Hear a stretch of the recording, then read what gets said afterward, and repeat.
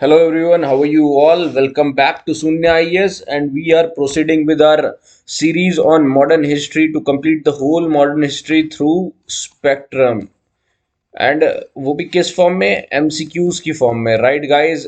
So we have reached to our 11th class, which will cover 17, 18 and 19 chapters. Spectrum में इसके chapters छोटे हैं तो इनके एमसीक्यूज भी उतने मतलब ज़्यादा नहीं बन रहे हैं, क्योंकि उसमें जो इंपॉर्टेंट पॉइंट्स है वो हम कवर कर ले रहे हैं उन एमसीक्यूज के थ्रू. सो आप, आई होप आपने प्रीवियस वीडियोस देखी हो और उन एमसीक्यूज को सॉल्व किए हो.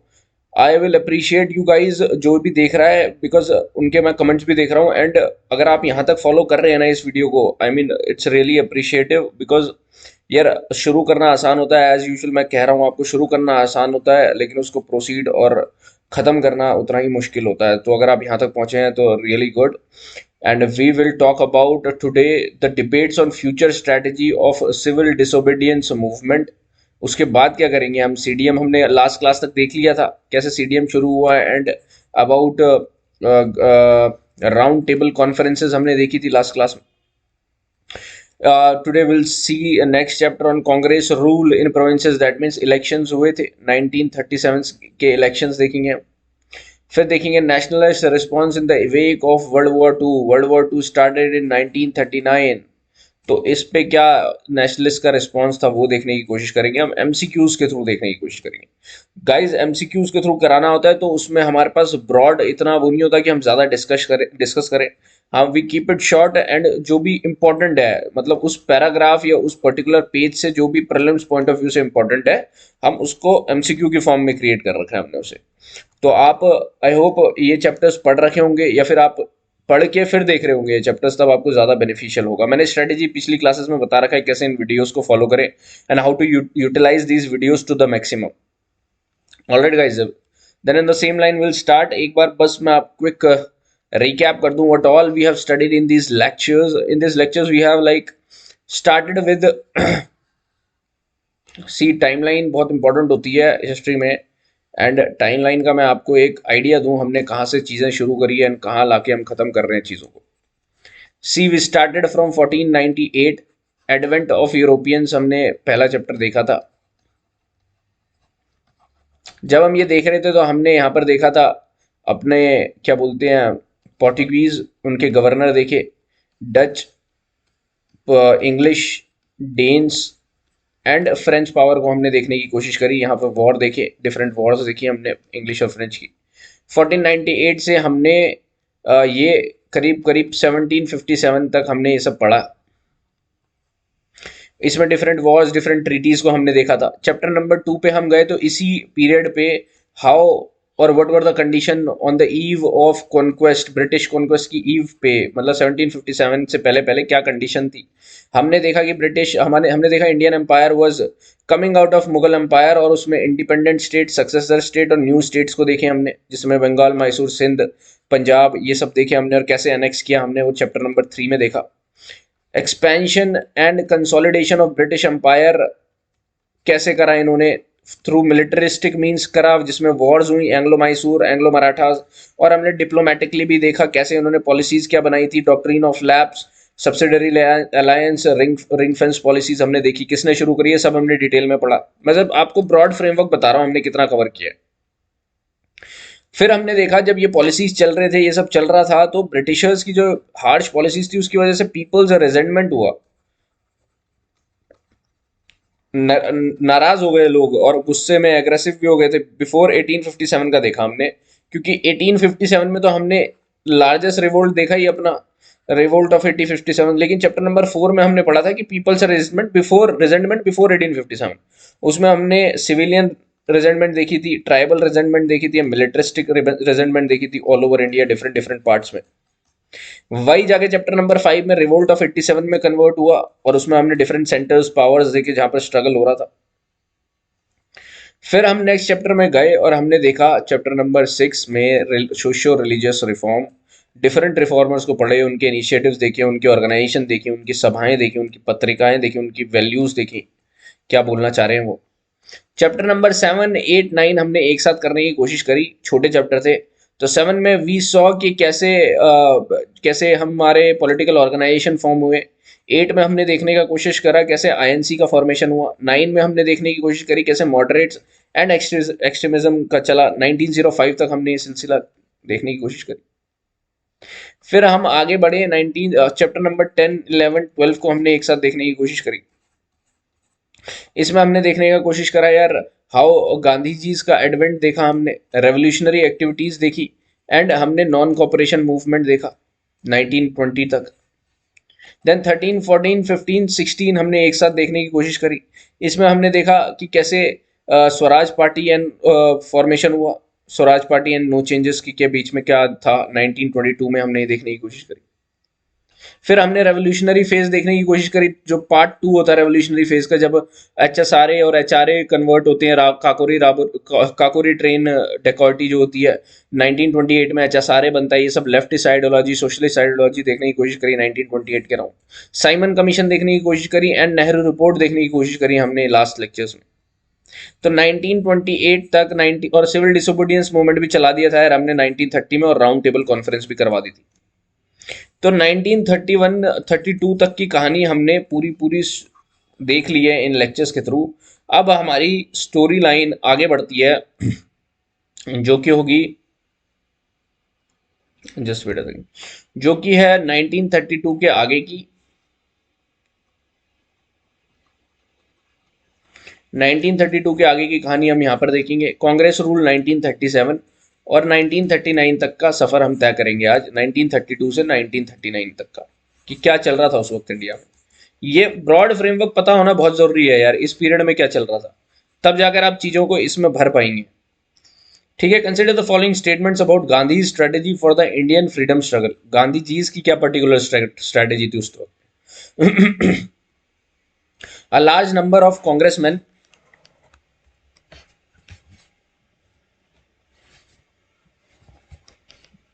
just wait a second here. Just wait a second. Yes, guys. So, a large number of congressmen led by Gandhi favored a continuous direct action to achieve the goal of freedom for India. जो CDM चली रहा था उसको continue करना। Gandhi supported STS, true struggles, true strategy to sustain the national freedom movement. Correct answer आपको ढूंढना है, बहुत इजी है। तो आप देखेंगे यार कि ये लार्ज नंबर ऑफ कांग्रेसमैन ने फेवर तो किया था, लेकिन उनको एक वो ये तो गलत हो गया कि उन्होंने डायरेक्ट एक्शन नहीं मांगा था उनसे, रेदर एक डिफरेंट अप्रोच की उन्होंने वो करी थी। तो पहला ऑप्शन गलत है। Second one is correct, Gandhi followed, तो सेकंड पे तो आप श्योर हो, तो बी आंसर है। Consider the following statement as they happened in 1934 में क्या हुआ था। तो आप 1934 की बात कर रहे हैं। All India Congress Committee met at Delhi to set up a parliamentary board to fight elections. These elections were aimed to be fought independent of Congress. Correct ढूंढिए। तो ये सब समझना बहुत इंपॉर्टेंट है यार कि ऑल इंडिया कांग्रेस मीट 1934 में होती है, लेकिन वो दिल्ली में नहीं होती, वो पटना में होती है। ठीक है। To set up a parliamentary board to fight elections. ठीक है। लेकिन यहाँ पर डिबेट थी यार कि इलेक्शन फाइट करने हैं या नहीं करने। तो गांधी जी पहले एप्रीहेंसिव थे यार कि क्यों करने हैं इलेक्शन फाइट, हम कंस्ट्रक्टिव वर्क पे ध्यान देंगे और फिर अपना एक और मास स्ट्रगल शुरू करेंगे। लेकिन कुछ सेक्शन थे जो बोल रहे थे एज यूजुअल स्वराजिस्ट की तरह, नहीं हम इलेक्शन लड़ेंगे और अंदर से उनको वो ही करने की कोशिश करेंगे, लाइक सप्रेस और उनको रिजेक्ट करने की कोशिश करेंगे, उनके जो भी ऑब्स्ट्रक्ट करने की कोशिश करेंगे बेसिकली। तो उस सेक्शंस के लिए गांधी जी ने बोला ठीक है, जो नहीं करना चाहते किसी वजह से कंस्ट्रक्टिव वर्क में, वो ये वाला मेथड ले सकते हैं। तो पटना में वो मीट हुई ऑल इंडिया कांग्रेस की, और कांग्रेस के इंडिपेंडेंट नहीं, कांग्रेस के साथ वो थे, इंडिपेंडेंट ऑफ कांग्रेस नहीं, ये गलत है और ऊपर वाला भी गलत है क्योंकि पटना में हुआ था। ठीक है। पूरी स्टोरी मैंने आपको बता दी इसके साथ, तो डी आंसर हो जाएगा इसका। Consider the following statement. Third round table conference was held with full Congress participation. Third round table conference led to the negotiation in the form of government of act 1935। Correct answer ढूंढना है दोस्तों। ये समझना बहुत important है यार, 1932 में हमारी थर्ड राउंड टेबल कॉन्फ्रेंस होती है। सेकंड वाले में आईएनसी प्रेजेंट होती है, प्रेजेंट रिप्रेजेंट कौन कर रहा होता है, गांधी जी। गांधी जी को कुछ कंक्लूजन नहीं मिलता, उन्हें लगता है यार कुछ नहीं चल रहा है, मजाक मस्ती चल रही है, तो 1932 में एक और होता है, उसमें कांग्रेस का पार्टिसिपेशन नहीं होता दोस्तों फिर से। तो फर्स्ट स्टेटमेंट गलत है और सेकंड स्टेटमेंट सही है। Government of India act third table conference से ही निकल कर आए थे। ठीक है, तो सेकंड सही होगा, तो बी आंसर होगा इसका। Consider the following about provisions of government of act 1935. It provided for an unconditional formation of an all India federation. Unconditional, ध्यान से, subjects to be administered were divided into reserved and transferred subjects. The Governor General was to act with the consent of the Secretary of State for India in the discharge of his responsibilities for the security of India. Correct ढूंढना है यार दोस्तों। तो पहला statement गलत होगा, unconditional formation नहीं था, क्योंकि ये फॉर्मेशन हो ही नहीं पाया था, आपने भी पढ़ा होगा। ऑल इंडिया फेडरेशन बनाने के लिए कुछ कंडीशंस लगाई गई थी कि कितने परसेंट वोट दे रहे हो, उस परसेंट में पॉपुलेशन 50% ऊपर होनी चाहिए, ऐसी कंडीशंस थी। लेकिन ये कंडीशंस फॉलो नहीं कर पाए, इसलिए ऑल इंडिया फेडरेशन कभी बन ही नहीं पाया। तो पहली स्टेटमेंट गलत है, तो पहली स्टेटमेंट गलत करोगे तो ये दोनों स्टेटमेंट रॉन्ग हो जाएगी, वो ऑप्शन गलत हो जाएंगे। तो बच्चे दो ऑप्शन, या तो सिर्फ 2 सही है या तो सिर्फ 3 सही है।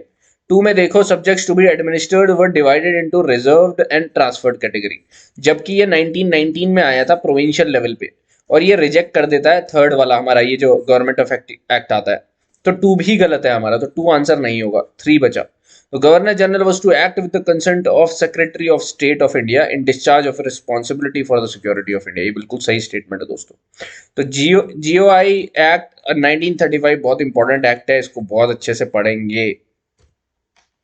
As per the provisions of GOI 1935, the entire budget was now votable. Entire budget. Diarchy was introduced in the princely states. Provinces were given independent financial powers and resources. Incorrect ढूंढना है।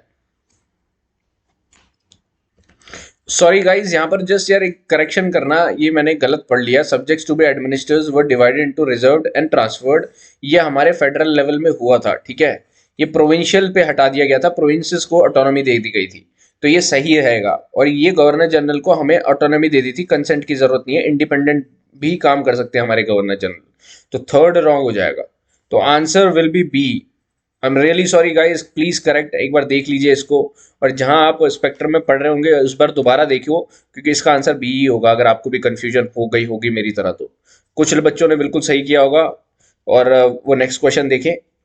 जीओआई में हमें, GOI act of 1935 में ये statement बिल्कुल गलत हो गई, एंटायर बजट नहीं था, क्योंकि यहाँ पर 40% बजट अभी भी अनवोटेबल था, तो नॉन वोटेबल था, तो 60% budget was only votable. Dyarchy was introduce princely states में नहीं हुआ था, ऐसे प्रोविंशियल ऑटोनॉमी दे दी गई थी। Provinces were given independent financial powers and resources, बिल्कुल सही, प्रोविंसेस को पावर दी गई थी। तो थर्ड सही है, 2 गलत है। पूछा क्या गया है? इनकरेक्ट, तो ए आंसर होगा। किसी ने 3 ओनली करा है क्या? तो वो रॉन्ग होगा, क्योंकि इनकरेक्ट पूछा जा रहा है दोस्तों।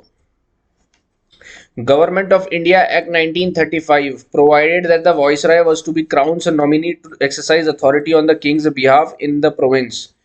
Viceroy was to be the Crown's nominee to exercise authority on the King's behalf in province. The governor could take over and indefinitely run the administration through GOI 1935. Correct ढूंढना है। तो हमने सारे क्वेश्चन GOI से लगाए हैं अभी 2-3, उससे हमारे सारे प्रोविजंस भी कवर हो जाएंगे। तो बिल्कुल सही है यार, ये गवर्नर को take over and definitely run the administration through in 1935। Governor की पावर है ये एग्जीक्यूटिव लेवल पे। प्रोवाइडेड दैट द वॉइसरॉय जो भी होंगे वो वाज क्राउन्स के नॉमिनी होंगे, बिल्कुल सही है ये भी। वेट अ सेकंड, यहाँ वॉइसरॉय नहीं, यहाँ गवर्नर होंगे गाइस, गवर्नर, वॉइसरॉय नहीं। गवर्नर क्राउन के नॉमिनी होंगे जो प्रोविंस में डायरेक्टली वो करेंगे। तो आंसर इसका बी होगा सिर्फ, क्योंकि यहाँ पर वॉइसरॉय लिखा है, वॉइसरॉय नहीं होंगे, ठीक है। एक सेकेंड।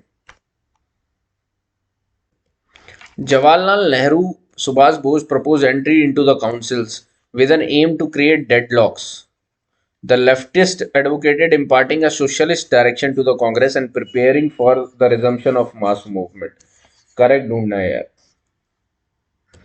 तो एक बात ध्यान में रखना है यार, जवाहरलाल नेहरू और Subhash Bose socialist in nature thought process, उन्होंने एम ये नहीं किया था, रेदर उन्होंने अब वो करा था, इसको रिजेक्ट किया था कि हम काउंसिल्स में नहीं जाएंगे because it will undermine the nationalist struggle, और उनको लगाता था ये it's taking responsibility without any powers, without any representation, ठीक है। तो ये गलत है।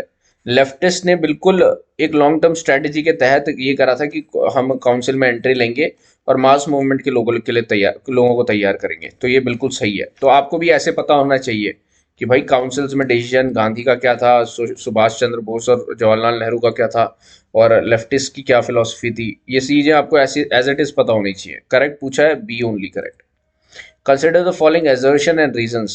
In February 1937, Congress participated in the election to the provincial assemblies.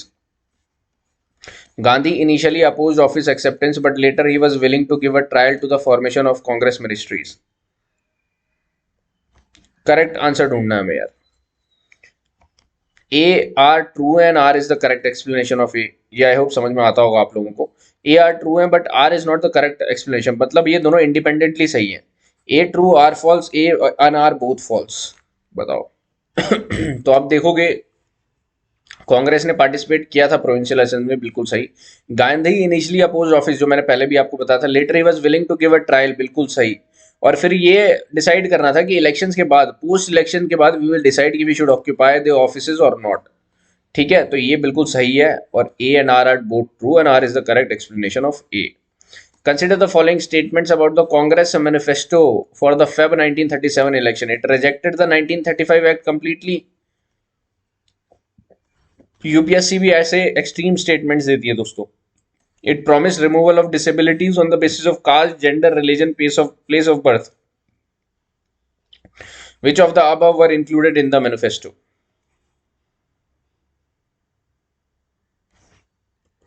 तो आपको ये देखना है कि यार देखो, ये यूपीएससी एक्सट्रीम स्टेटमेंट देती है और यहाँ पर मिथ है कि एक्सट्रीम स्टेटमेंट हमेशा गलत होती है। तो यार ये स्टेटमेंट बिल्कुल सही है और मैंने जान के आपको ट्रिक भी किया था। तो ए आंसर होगा, डू गलत है। It promise removal of disabilities on the base of, ये गलत है, ये नहीं है, ये नहीं था उसमें। Gandhi did not attend any election meeting when the Congress decided to contest the 1937 provincial assembly elections. The Congress got a majority in all provinces except in Bengal, Assam, and the NWF province. Congress emerged as the largest party in Punjab and Sindh. बताओ कौन सा correct है इसमें, manifesto में नहीं, कौन सा correct है ये बताओ। तो यार ये बिल्कुल सही है, गांधी जी ने एक भी मीटिंग अटेंड नहीं करी थी। Get a majority in all provinces except in Bengal, Assam and NWF, ये भी सही है। Emerged as the largest party in Punjab and Sindh, ये गलत है यार। पंजाब में यूनियनिस्ट पार्टी भी आई थी, ठीक है, तो ये गलत हो जाएगा, हमारा 1 and 2 आंसर रहेगा। The following statement about the works done by Congress ministry, क्या वर्क करा है कांग्रेस मिनिस्ट्री ने, देखे। They succeeded in getting the laws giving emergency powers repealed. They succeeded in getting the laws giving emergency power repealed. They succeeded in getting the confiscated arms restored. They failed to curb the police powers. They got the pensions of official associated with the CDM restored. Correct ढूंढना दोस्तों। तो आपको ये जो समझ में आ रहा है ना, फेल क्यों करा होगा यार उन्होंने, तो देवर सक्सीडेड है। उन्होंने सीआईडी को भी अपने कंट्रोल में ले रखा था उस वक्त, इंटेलिजेंस जो डिपार्टमेंट था। तो ये तीनों सही है, ये गलत है। तो 1, 2 and 4 will be the answer. Yes, the laws giving emergency were repealed. The confiscated arms were restored. They succeeded to curb the police powers. Yes, they got the pensions of officials associated with the CDM. ये भी correct है दोस्तों। Consider the following assertion and reason again. Congress ministries undertook a complete overhaul of the agrarian structure by completely abolishing zamindari. In spite of agrarian structure being too complex, the Congress ministries managed to legislate a number of laws relating to land reforms, debt relief, forest grazing fee, areas of land tenures, etc. Choose the correct answer from the codes. Correct ढूंढना है यार, same pattern पे है, assertion and reason के pattern पे। तो यार A and R true and R is the correct explanation of A। ये है क्या ऐसा? Congress ministries undertook a complete overall, complete नहीं हो पाया था यार, मतलब वो करना चाहते थे लेकिन कंप्लीट ओवरऑल हो ही नहीं पा रहा था, वो आज तक भी नहीं हो पाया है। जो हमने एक्ट बनाने के बाद भी उसका अभी फ्लॉ चल रहा है। 2 एक्ट बना दिया और वो हो गया हर जगह, लेकिन कहीं ना कहीं अभी भी किसी पॉकेट में ऐसी सिस्टम चल रही है जो हमारे एक्ट के अकॉर्डिंग ये नहीं चलनी चाहिए। तो A is false, R is completely true है। The Congress ministries managed to legislate a number of laws relating to land reforms, debt relief, forest grazing fee, areas of rent, land tenures. तो B is the answer. A is false, R is true. R is not the correct explanation of it. बिल्कुल सही. आपको ये बार बार पढ़ने हैं, कभी कभार UPSC इन options में भी ट्रिक करता है यार. Which of the following social welfare reforms were undertaken by the Congress ministries? Subsidy for the encouragement of khadi, prison reforms were undertaken, attention was given to technical and higher education, reforms in police and administrative services were taken, encouragement was provided to indigenous enterprises. Correct ढूंढना आपको. Subsidies for the encouragement khadi दी गई थी, बिल्कुल दी गई थी. Prison reform लिए थे, जी लिए गए थे. आज भी जरूरत है यार प्रिजन रिफॉर्म की, तो ये भी पेंडिंग चल रहा है. Tension was given to technical and, बिल्कुल. Reforms in police and administrative services were taken, ये डाउटफुल है क्योंकि ये सोशल वेलफेयर में नहीं आता. ठीक है. Encouragement was provided to indigenous enterprises, बिल्कुल. 1 2 3 5 will be the answer. Which of the following were carried out as extra parliamentary mass activity by the Congress? Extra parliamentary mass activity by the Congress कौन सी चीज थी यार ये? Mass literacy campaigns, Congress grievance committee presenting mass petition to the government, present reforms, states people's movement. Correct ढूंढना है. तो आपको पता होना चाहिए प्रेजेंट रिफॉर्म एक वो पार्लियामेंट्री एक्टिविटी होती है यार, एक्स्ट्रा पार्लियामेंट्री नहीं होती. तो 3 नहीं होगा. जैसे 3 नहीं होगा तो आप 3 ऑप्शन देख रहे होंगे जिसमें 3 है, तो वो ऑटोमेटिकली हमारा रिजेक्ट हो जाएगा. राइट. ऑप्शन क्या रहेगा?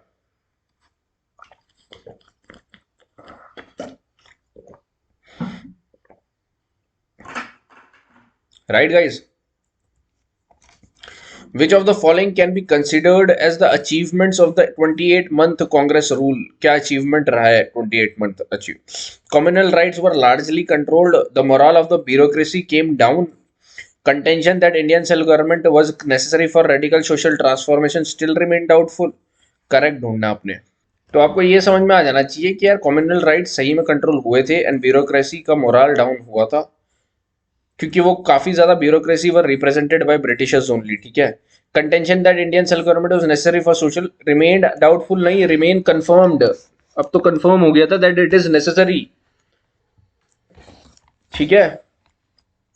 तो थर्ड नहीं होगा.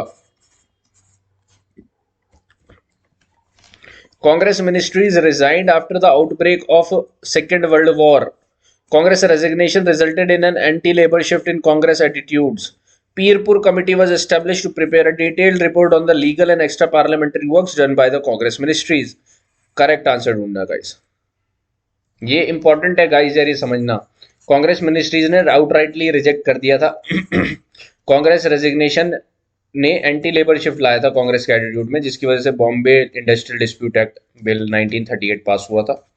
पीरपुर कमेटी वाज एस्टेब्लिश, ये मुस्लिम लीग ने एस्टेब्लिश करी थी गाइस, कांग्रेस मिनिस्ट्रीज ने नहीं, मुस्लिम लीग ने. ये क्वेश्चन पीरपुर कमेटी का इतना इंपॉर्टेंट है, इतने स्टेट पीसीएस में आ चुका है, मैं बता रहा हूँ. ये यूपीएससी में भी एक एक स्टेटमेंट की फॉर्म में आएगा. ये डायरेक्ट क्वेश्चन ऐसे तो नहीं कराएगा, लेकिन स्टेटमेंट की फॉर्म में आ सकता है.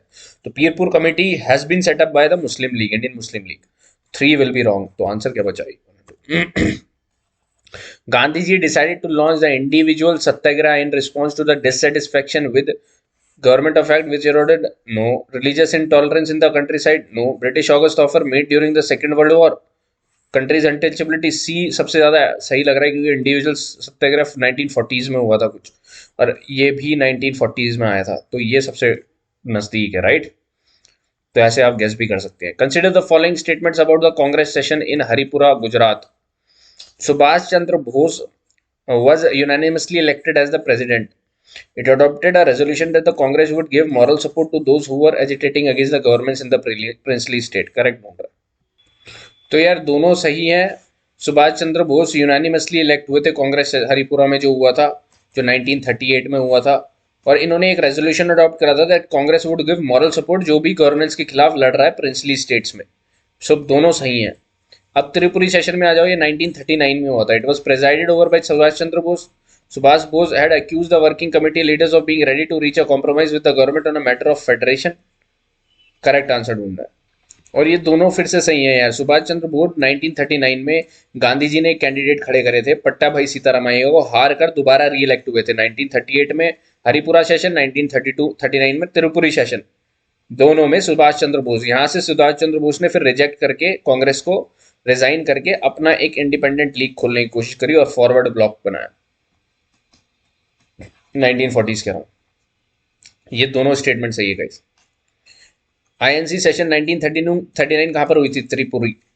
In January 1939, Subhash Bose candidature was supported by Gandhi because he represented new ideas, ideology, program that he had come out of the progressive sharpening of the anti-imperialist struggle in India.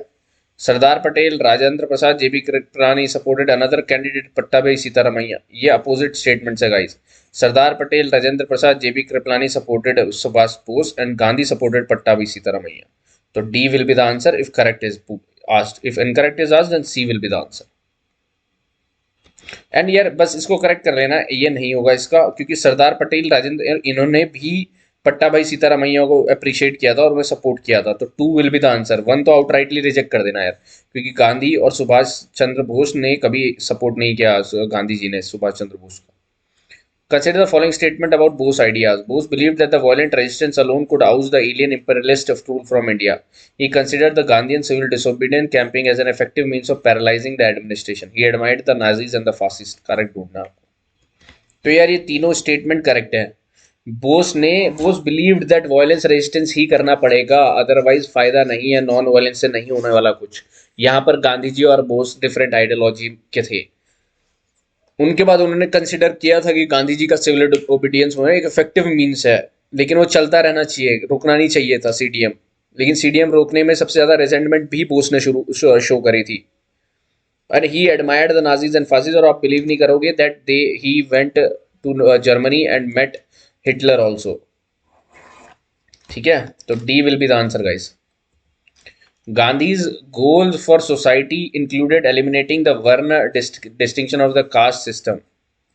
Subhash Bose completely rejected the caste system. Subhash Bose was against intercaste marriages. Correct होंगे। तो आपको Subhash Chandra Bose favour में थे यार intercaste marriages, क्योंकि ये caste marriage को तो रिजेक्ट, ये दोनों स्टेटमेंट आपस में नहीं जा रही हैं, तो आपको पता लग गया होगा ये तो गलत है। थर्ड रॉन्ग करते ही आप तीनों ऑप्शन रॉन्ग कर सकते हैं एंड बी तक पहुंच सकते हैं। फर्स्ट वाला भी गलत है, क्योंकि वर्ण डिस्टिंक्शन, गांधी जी को वर्ण से कोई प्रॉब्लम नहीं थी, वर्ण वो जो आश्रम थे। The Indian offer to cooperate in the Second World War effort had certain conditions. Consider the following in that light. After the war, a constituent assembly was asked to be convened to determine the political structure of a free India. Immediately, some form of genuinely responsible government was asked to be established at the center. The conditions were rejected by the Viceroy Lytton. Wow, Lytton का time period बताओ यार मेरे को भी जल्दी। 1876 to 1880 guys. और लिटन यहाँ पर कहाँ से आ गए यार? तो थर्ड तो आउटराइटली आप रिजेक्ट करोगे, थर्ड नहीं होगा, करेक्ट ढूंढना है। तो किसके टाइम पे? लॉर्ड लेलिंथ को, ठीक है, उस टाइम पे थे। तो कॉन्स्टिट्यूशन ये तो बिल्कुल सही है, लेकिन यहाँ पर ऑप्शन नहीं दिख रहा होगा 1 और 2, तो इसको आप सही कर लेना यार। ए को आप बना लो 1 और 2 ओनली, ठीक है। ये मेरे ख्याल से या तो ये मिस प्रिंट हुआ है, लेंथ कोई लिखना चाह रहे थे तो ऑल ऑफ द अबव हो जाएगा। लेकिन मैं आपको स्टेटमेंट में ही आप समझो कि ये स्टेटमेंट सही है, बिल्कुल ये डिमांड हुई थी कॉन्स्टिट्यूएंट असेंबली की। लेकिन अभी हमें इमीडिएटली कुछ सम जेन्युइनली फॉर्म है रिस्पॉन्सिबल गवर्नमेंट तो दो, long time after the war आप ये दे सकते हो। तो ये दोनों स्टेटमेंट सही है और ये स्टेटमेंट गलत है। अगर लिटन यहाँ पर लिलिंथ को की जगह कोई भी लिखा हो तो गलत है, क्योंकि लिलिंथ को इस टाइम पे वॉइस रॉय थे अपने। Consider the following statements about the Congress Working Committee meeting at Wardha. Jawaharlal Nehru advocated unconditional support to the Allied powers. Gandhi advocated no Indian participation till India was free. Congress Working Committee adopted Gandhi's stand. Correct ढूंढना यार, बहुत अच्छा question. तो आपको ये समझ जाना चाहिए कि Jawaharlal Nehru did not support advocated unconditional support यार, ही डिड नॉट वांटेड, क्योंकि अलाइड पावर्स भी खुद में एक ऑपरेशन का काम कर रहे थे। गांधी जी ने बोला कि हमें सपोर्ट करना चाहिए क्योंकि ये फैसिस्ट आइडियोलॉजी के अगेंस्ट है। तो जवाहरलाल नेहरू का कोई स्टैंड नहीं था, गांधी जी सपोर्ट करना चाहते थे। तो ये दोनों स्टेटमेंट गलत हो जाती हैं। और थर्ड भी रॉन्ग है, the Congress working committee adopted Gandhi stand, नहीं अडॉप्टेड जवाहरलाल नेहरू स्टैंड, जो कि गांधी भी JLN के स्टैंड पे मानने लगी थी क्योंकि। तो D will be the answer. Consider the following about Lilithgow's statement. According to it, the government refused to define a British war aims beyond stating the British was resisting aggression. As per the statement, the government agreed to immediately set up a consultative committee whose advice could be sought whenever required. दोनों सही है, आपने पढ़ी होंगी दोनों की दोनों। इसी वजह से जब ये हुआ तो उसके बाद 1 अगस्त ऑफर आया गया, कांग्रेस ने आउटराइटली रिजेक्ट कर दिया। फिर क्या बोलते हैं, क्रिप्स मिशन आया, यह सब आपने पढ़ा होगा 1942 में। फिर इंडिविजुअल सत्याग्रह चला, फिर क्विट इंडिया मूवमेंट शुरू कर दिया गया 1942 में। उसके बाद फिर 1945 में वेवल प्लान आया, 1946 में कैबिनेट मिशन प्लान आया। Right guys, C will be the answer. Congress ministries accepted 1939 Lilithgow's statement. The Congress ministry decided not to support the Second World War. Second is correct, first is wrong. Congress ministry ने accept नहीं किया ये चीज़ क्योंकि उसमें कुछ define ही नहीं था। Correct ढूंढना है, ए नहीं होगा, बी होगा। After Lilithgow's statement of October 1939, the debate on the question of immediate mass struggle began. Consider the following statement. Gandhi was not in favor of an immediate struggle because he felt that the masses were not ready for it. Gandhi and his supporters advocated toning up the Congress organization, carrying on the political work among the masses. Correct ढूंढना guys. So Gandhi was not in favor of immediate mass struggle because he felt the masses were not ready for it. Gandhi and supported advocated toning up. बिल्कुल सही, correct ढूंढना है तो सी, both 1 and 2 हैं। Consider the following statement about the Ramgarh session of the Congress held in March 1940. Maulana Abul Kalam Azad was the president. Jawaharlal Nehru reiterated that complete independence for India must be a precondition for Congress support to the British effort. It was decided that Congress would not launch civil disobedience movements since the masses didn't seem ready for it. Correct ढूंढना है यार। तो बिल्कुल सही है, मौलाना अबुल कलाम आज़ाद जो आगे जाके एजुकेशन मिनिस्टर बनते हैं, ध्यान रखना, वो 1940 में प्रेसिडेंट बनते हैं। Jawaharlal Nehru reiterated the complete independence for India must be a pre condition for the Congress support to Britain. बिल्कुल सही। तो 1 and 2 तो सही है, तो 1 and 2 कहाँ आ रहे हैं? दो जगह आ रहे हैं 1 and 2। 3 क्या देखो, it was decided the Congress would not launch, नहीं, they will launch if the masses, मतलब मासेज ने रेडी हैं और उन्होंने नहीं माना तो हम लॉन्च करेंगे सिविल डिसोबीडियंस मूवमेंट। तो 1 and 2 will be the answer. Consider the following statements about Lahore Resolution. It was passed by the Congress calling for grouping of geographically contiguous areas where Muslims are in majority. It resolved for adequate safeguards to Muslims where they are in minority. Correct answer ढूंढना। ये देखो हमेशा trick यहाँ पर आएगी कि Lahore resolution pass किसने करा था? भाई मुस्लिम लीग ने पास करा था, मुस्लिम के लिए। ठीक है, तो 1 रॉन्ग हो जाएगा, 2 सही है। ठीक है guys. Consider the following statements about the August offer. August offer की बात हो रही है। It stated a dominion status to be the objective for India. It provided for setting up of Constituent Assembly after the war, where mainly Indians would decide the constitution. Congress rejected the August offer. Muslim League rejected the veto assurance given by the August offer to the League. Correct ढूंढना। So यार August offer 1940 में आया था, अगस्त में आया था, इसलिए August offer तो ये बिल्कुल सही है। डोमिनेंस स्टेटस सेटअप करने के लिए ये भी सही है, और कांग्रेस ने रिजेक्ट किया था, ये भी सही है। लेकिन Muslim League accepted and welcomed the veto assurance given by the August offer to the League. तो ये क्यों रिजेक्ट करेंगे यार? तो ये 4th गलत है। 4th आपको 3 ऑप्शन में मिल जाएगा, B answer. Which of the following statements are correct about individual satyagraha? Individual satyagraha में क्या था? One of the aims of launching it was to give another opportunity to the government to accept the Congress demands peacefully. According to it, the demand of the individual satyagrahi would be the freedom of speech against the war through an anti-war declaration. Vinoba Bhave became the second individual satyagrahi after Gandhi. Correct ढूंढना है दोस्तों। तो यहाँ पर आप एक बात याद रखें, फर्स्ट इंडिविजुअल सत्याग्रह जिसने करा था वो विनोबा भावे थे, सेकंड जिन्होंने करा था वो नेहरू थे, गांधी नहीं। तो थर्ड स्टेटमेंट ऑटोमेटिकली इनकरेक्ट होगी, यहाँ पर भी, यहाँ पर भी, यहाँ पर भी थर्ड है। 1 and 2 करेक्ट। 1 and 2 देख लेते हैं कि भाई एक अनदर अपॉर्चुनिटी दी थी गवर्नमेंट को कि आप मान लो कांग्रेस की डिमांड पीसफुली, ये सही है। And demand of individual satyagrahi was to be the freedom of speech मिलनी चाहिए against the war through an anti war declaration, बिल्कुल सही। Which of the following statements are correct? Nehru was an atheist while Gandhi believed deeply in his own version of God. Nehru believed in the powers of the modern state to elevate and reform society, while Gandhi was skeptical of state power. Both Gandhi and Nehru believed in democratic form of government. Correct चीज ढूंढनी है आपको। तो यार Gandhi believed deeply in his own version of God, ठीक है। Nehru believed in the powers of the modern state to elevate and reform society, and Gandhi was skeptical of stateless मांग रहा था, क्योंकि गांधी जी जो थे। ठीक है, तो ये 2 सही है। Both Gandhi and Nehru believed in democratic form of government, बिल्कुल सही। तो 2 एंड 3 तो आना ही चाहिए, तो 2 ऑप्शन है 2 एंड 3 के। इन बी और डी में से एक होगा। सो आपको एक ध्यान में रखना है कि नेहरू एथीस्ट नहीं थे, नेहरू वाज इनडिफरेंट। है भी तो सही है, नहीं भी तो गलत नहीं है, मतलब कि he was indifferent towards it, not atheist. Okay, ये ध्यान में रखना है, यहाँ पर ये कैच है। तो इसीलिए डाला गया कि आप आइडियोलॉजी को उनके अच्छे से समझें। ऐसा नहीं है कि नेहरू इनडिफरेंट था यार, ना वो अच्छे में बोलता था ना वो बुरे में बोलता था रिलीजन के। तो 2 and 3 will be the answer. Which of the following statements are correct about the Cripps mission? It was a mission sent to India with constitutional proposals to seek India's support for the war. It was headed by Stafford Cripps, who was known to have actively supported the Indian national movement. It was sent under the pressure of Britain from USA, USSR and China to seek Indian cooperation. Correct ढूंढना है guys. इसमें option missing है, लेकिन हम तीनों statement को सही है गलत में बेसिस कर लेते हैं। तो गाइज ये तीनों ऑप्शन सही हैं बिल्कुल। क्रिप्स मिशन ये इससे ही रिलेटेड थे। स्टैफर्ड क्रिप्स वो थे जिन्होंने इंडियन नेशनल मूवमेंट को सपोर्ट किया था। अब इसमें क्रिप्स मिशन में और वेवल्स में क्या फर्क था? जो कॉन्स्टिट्यूएंट असेंबली बननी थी ना, जिसमें वेवल में मेनली लिखा, वेवल नहीं है सॉरी, ऑगस्ट ऑफर में मेनली लिखा था मेनली इंडियन सिटीजन से बनेगी। यहाँ पर मेंशन कर दिया गया था कि elected and non elected member से बनेगी। ये और साफ कर दिया था। दैट मीन्स एक स्ट्रक्चर दे दिया था कॉन्स्टिट्यूएंट असेंबली कैसे फॉर्म होगी। तो तीनों स्टेटमेंट सही है guys. As per the CRISP mission, an Indian union with a dominant status would be set up. बिल्कुल सही। A British government agreed to unconditionally accept the new constitution if any province not willing to join the union could form a separate union. Correct ढूंढना है दोस्तों। तो unconditionally नहीं थी, यहाँ पर कंडीशंस थी यार कुछ। ठीक है, ये अनकंडीशनली गलत डाल रखा है, तो 2 रॉन्ग हो जाएगा, 1 सही है हमारा।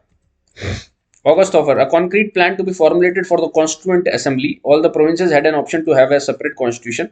Free India was to be allowed to withdraw from the Commonwealth. Incorrect ढूंढना आपको, incorrect ढूंढना। तो कोई भी इनकरेक्ट नहीं है यार, तीनों सही है ऑगस्ट ऑफर के हिसाब से। ठीक है, इनकरेक्ट नहीं है कोई भी, तो D will be the answer. Which of the following statement can be considered to be the reason for the failure of Cripps mission? It offered dominance stated instead of complete independence. It provided for the representation of the princely states by elected representatives. It gave the idea of single India union. ऐसा idea दिया क्या था क्या? Correct ढूंढिए। तो it provided for representative of by elected representative नहीं, इन्होंने nominee बोले थे तभी रिजेक्ट किया था। इलेक्टेड रिप्रेजेंटेटिव तो हमारे लिए सही है, रिप्रेजेंटेशन बढ़ेगी, तो 2 रॉन्ग होगा। 2 2 2 1 and 3 will be the answer guys. So हमने 3 चैप्टर करने की कोशिश करी है यार। अपना क्या बोलते हैं, we have reached till up to national response. देखें यहाँ पर हमने 1942 तक देखा कि क्रिप्स मिशन एंड कैसे आया, उनको क्या क्या रिस्पॉन्सेस थे, ये सब देखने की कोशिश करी हमने यार इस लेक्चर में। और नेक्स्ट लेक्चर में अब आगे बढ़ाएंगे और 1947 तक अपनी जर्नी लेकर जाएंगे हम। ठीक है, till then take care and just recall the video whenever you are feeling like not revising it. तो आप बैठ के एक्टिव रिकॉल जरूर करें यार। Thank you so much, thank you for the time and patience.